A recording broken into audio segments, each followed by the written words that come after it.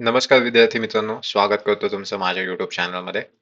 तर मित्रांनो, कंबाईन पूर्व परीक्षा गट ब ची PYQ सिरीज आपण चालू केली आहे, ज्यामध्ये आपण 2024च्या पेपरचं विश्लेषण पाहणार आहोत.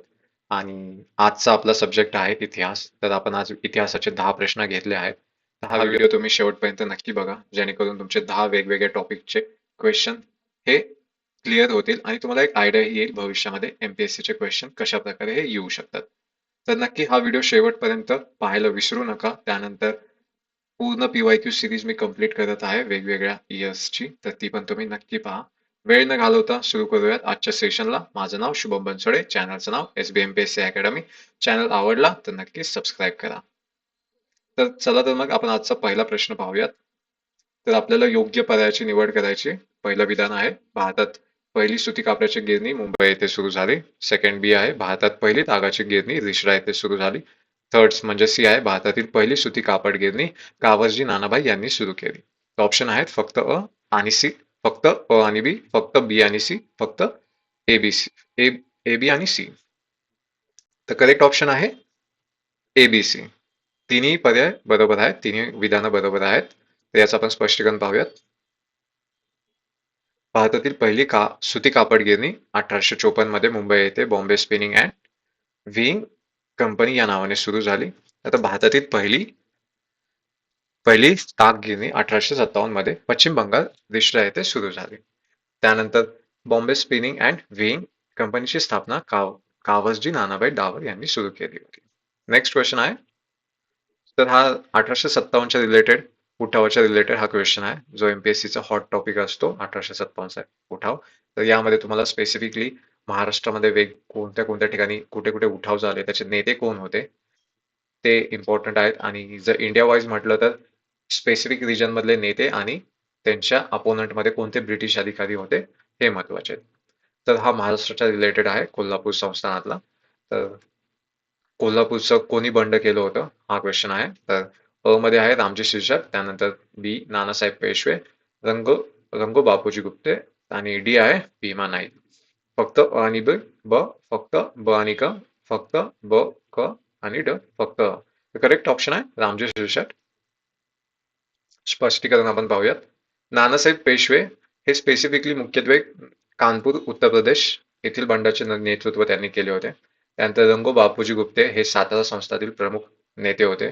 त्यांनी 1857च्या बंडामध्ये साताऱ्यातील लोकांना संघटित करण्याचे काम केले होते आणि ब्रिटिशांविरुद्ध मोठ्या प्रमाणात गुप्त चळवळ चालवली होती. त्यानंतर भीमा नाईक हे सातपुड्याच्या परिसरातील लढणारे एक महत्वाचे भिल्ल नेते होते. त्यांनी भिल्ल समाजाला एकत्र करून ब्रिटिशांविरुद्ध बंड केले. नेक्स्ट क्वेश्चन आहे, सती प्रथेबद्दल शास्त्रांच्या संमतीने केलेला खून असे खालीलपैकी कोणी म्हटले आहे? फर्स्ट आहे लॉर्ड बेंटिक, महात्मा फुले, राजाराम मोहन रॉय आणि ईश्वरचंद्र विद्यासागर. तर सती रिलेटेड दोन लोक महत्वाची आहे. फर्स्ट म्हणजे राजाराम मोहन रॉय आणि सेकंड म्हणजे जगन्नाथ शंकर शेठ. तर याचं सगळ्यात म्हणजे मेन उत्तर जे आहे या ऑप्शन थ्रू, तर Rajaram Mohan Roy. Option number 3. Next आहे सुधारणा चळवळींबद्दल. तर प्रत्येक समाज आणि त्यांची स्थापना कधी झाली, तर याबद्दल हा क्वेश्चन आहे जोड्या लावण्यासाठी. तर तुम्ही हे जेव्हा प्रार्थना समाज वगैरे करता, तर त्या स्थापना कुणी केल्या, ते कुठे झाल्या, हेही तुम्ही लक्षात घ्या. याच्यावरही क्वेश्चन येतात, विधानांमध्ये असे क्वेश्चन टाकले जातात. तर प्रार्थना समाजाची सुरुवात ही 1867 आत्माराम पांडुरंग तळखरकर यांनी केली. तर 3.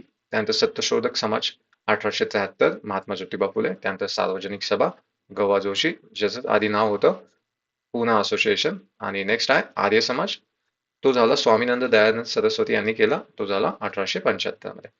तर करेक्ट ऑप्शन आहे 3 नंबर. नेक्स्ट प्रश्न आहे, हा कामगार चळवळींबद्दल क्वेश्चन आहे. 1909 मध्ये कामगार हितवर्धक सभा या संघटनेची स्थापना करून कामगारांना शिक्षण, कायदेशीर सल्ला देण्याचे काम खालीलपैकी कोणत्या व्यक्तीने केले होते? अ आहे भिवाजी नरे, ब सीताराम बोले, क हरिहर सोनुले आणि ड आहे बॅरिस्टर हरिश्चंद्र तालशेकर. तर फक्त अ आणि ब, फक्त ब आणि क, फक्त अ ब ड आणि फक्त अ क ड. तर करेक्ट ऑप्शन आहे अ ब आणि ड. तर हरिहर सोनुले हे नव्हते. Option number 3. हा क्वेश्चन आहे होम रूल लीग बद्दल, तर जी 1916 मध्ये आली होती आणि महाराष्ट्रामध्ये टिळक हे ऍक्टिव्ह होते. तर त्याचा अर्थ विचारला की होम रूल म्हणजे काय? तर अ विधान आहे आपल्या देशाचा कारभार प्राप्त करून घेणे, ब आहे स्वराज्य प्राप्त करून घेणे, क आहे इंग्रजांच्या जोखंडातून मुक्त होणे आणि ड आहे स्वशासनास प्रतिकार करणे. तर फक्त अ आणि क, फक्त ब, अ ब क आणि फक्त ब आणि क. त्याचा करेक्ट ऑप्शन आहे अ ब क. Option number 3. नेक्स्ट क्वेश्चन आहे, तर हा क्वेश्चन आहे INC म्हणजे इंडियन नॅशनल काँग्रेसच्या आधी ज्या संघटना स्थापन झाल्या वेगवेगळ्या आणि त्या कुणी केल्या, त्याचे सचिव वगैरे कोण होते आणि त्या कुठे झाल्या, तर ह्याच्या रिलेटेड हा टॉपिक आहे. तर हा तुम्ही नक्की पुस्तकातून वाचून घ्या, कारण याच्यावरही वारंवार क्वेश्चन येत असतात. तर अशीच एक संघटना आपल्याला विचारली आहे, इंडियन असोसिएशन, जी 26 जुलै 1876 मध्ये सुरेंद्रनाथ बॅनर्जी यांनी स्थापन केली होती. तर त्याचे पहिले सचिव कोण होते असा क्वेश्चन आहे. तर रा. सुंदररामन, त्यानंतर W.S. ब्लंट, त्यानंतर थर्ड आहे आनंद मोहन बोस आणि शिशिर कुमार घोष. करेक्ट ऑप्शन आहे आनंद मोहन बोस. 8वा प्रश्न आहे, खालीलपैकी नागपूरच्या कोणत्या राजाने आपल्या मृत्यूनंतरच्या वारसाची काहीच व्यवस्था न केल्याने कंपनी सरकारने त्यांचे राज्य खालसा केले होते? तर खालसा धोरण कोणी अवलंब केलं, तर त्याचा अवलंब झाला डलहौसीनी. त्याच्या काळात ज्यांना वारस नव्हते तर त्यांचे कंपनीच्या आधिपत्याखाली ती राज्य आणली होती. तर फर्स्ट ऑप्शन आहे राजा रघुजी दुसरा, राजा रघुजी तिसरा, श्रीमंत मालोजी राजे, त्यानंतर श्रीमंत आप्पासाहेब राजे भोसले. तर करेक्ट ऑप्शन आहे राजा रघुजी तिसरा. नेक्स्ट क्वेश्चन आहे, हा अगेन 1857 रिलेटेड क्वेश्चन आहे. झाशीची राणी म्हणजे सर्व बंडखोरांमधील एकमेव पुरुष होती, हे विधान खालीलपैकी कोणी केले?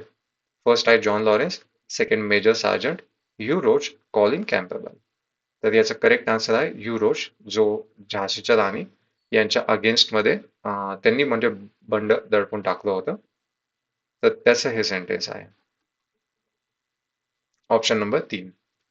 तर हे इंडियामधले जे वेगवेगळ्या ठिकाणचे जे बंडाचे क्षेत्र आहेत, त्यानंतर त्यात भारतीय नेते कोणी त्याचं नेतृत्व केलं त्या एरियामध्ये आणि ते बंड दडपून टाकणारे ब्रिटिश अधिकारी म्हणजे अपोनंट दिले आहेत.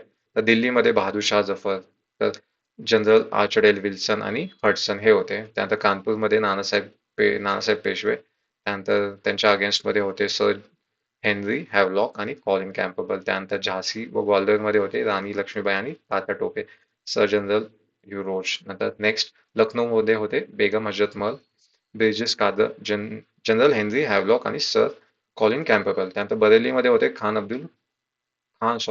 Bahadur Khan, sir Colin Campbell. Next बिहारमध्ये होते कुंवर सिंग, विल्यम टेल त्यांच्या अपोनंटमध्ये होते William Taylor, major Vincent Eyre आणि कॅप्टन ले ग्रँट. फैजाबादमध्ये होते मौलवी अहमदुल्ला शाह, अपोनंटमध्ये होते general Hugh Rose, sir Colin Campbell. आणि शेवटी अलाहाबाद आणि बनारसमध्ये होते मौलवी लियाकत अली, अपोनंटमध्ये होते कर्नल जेम्स नील. नेक्स्ट क्वेश्चन आहे, 27 जुलै 1889 रोजी लंडन येथे राष्ट्रीय काँग्रेसच्या ब्रिटिश इंडिया कमिटीच्या स्थापनेमध्ये खालीलपैकी कोणत्या व्यक्ती संबंधित होत्या? तर अ आहे फिलिप स्प्रॉट आणि ब्रॅडले. नेक्स्ट आहे सर ॲलन ह्यूम आणि डिग्बी. नेक्स्ट आहे दादाभाई नौरोजी आणि व्योमेशचंद्र बॅनर्जी. ड आहे वेडनबर्न आणि W.S. केन. तर करेक्ट ऑप्शन काय आहे यातला? तर ऑप्शन दिलेत फक्त अ आणि ब, फक्त ब आणि क, फक्त अ ब आणि क आणि फक्त ब क आणि ड. तर ब्रिटिश इंडिया कमिटीच्या रिलेटेड सर ह्यालम ह्यूम आणि डिग्बी, त्यानंतर दादाभाई नौरोजी आणि बॅनर्जी, त्यानंतर वेडनबर्न आणि केन हे रिलेटेड होते. तर ब क ड हा करेक्ट ऑप्शन होता, ऑप्शन नंबर 4. त्याचं स्पष्टीकरण आपण पाहूयात की याचा मुख्य उद्देश काय होता या कमिटीचा. तर ब्रिटिश जनतेमध्ये जागृती निर्माण करणे, म्हणजे भारतीयांच्या समस्यांबद्दल माहिती करून देणे, त्यांची सहानुभूती निर्माण करणे की इंडियामध्ये काय काय चालू आहे, कसा अन्याय केला जातोय ब्रिटिश इंडिया कंपनीकडून. त्यानंतर नेक्स्ट आहे ब्रिटिश संसदेत भारतासाठी आवाज उठवणे, ब्रिटिश खासदारांवर दबाव आणून त्यांना भारतीय प्रश्नांवर संसदेत चर्चा करण्यास आणि कायदे करण्यास प्रवृत्त करणे.